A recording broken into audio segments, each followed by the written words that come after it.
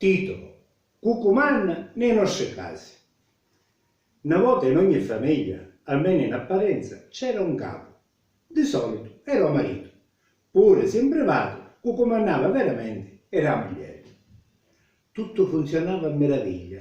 I figli erano educati e non fiatavano pure quando i genitori li rimproveravano. Le cose in ogni famiglia cambiarono quando in casa trasio la televisione.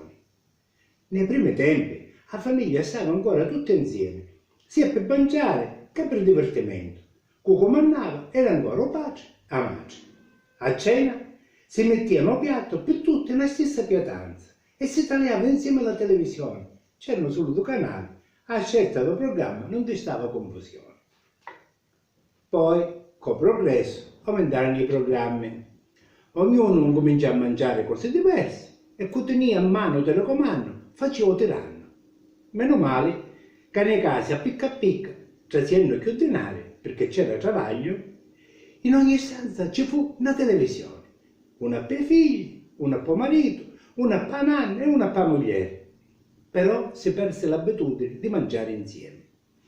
Tutte le cose veramente cambiarono quando nei nostri casi trasero i computer.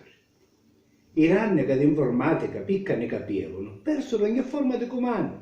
Da un momento gestirono i giovani tutto il sapere delle nostre case. I padri e i madri insieme ai nanni sfogliavano i giornali, i figli invece si nutrivano solo di informazioni virtuali. I ranni insieme ai vecchi tagliavano ammirati quello che i giovani avevano creato e furono prese di grande suggezione e per ignoranza non capirono il pericolo della nuova invenzione.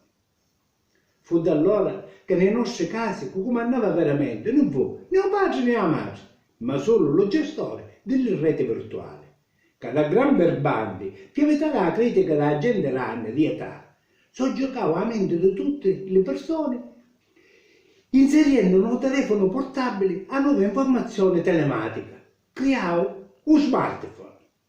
Ormai la mente della gente è tutta manipolata. Manca la capacità di capire se una notizia è vera o falsa. Si accetta tutto senza fare critica.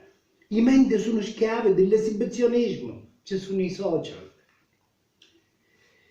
Quello che sta succedendo non è più il progresso, è solo dittatura di gente di successo. Spillano denari a non venire a una massa intossicata di droga virtuale.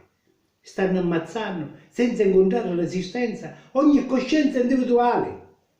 Cucumanna e nuovo mondo oggi è solo chi gestisce l'intelligenza artificiale.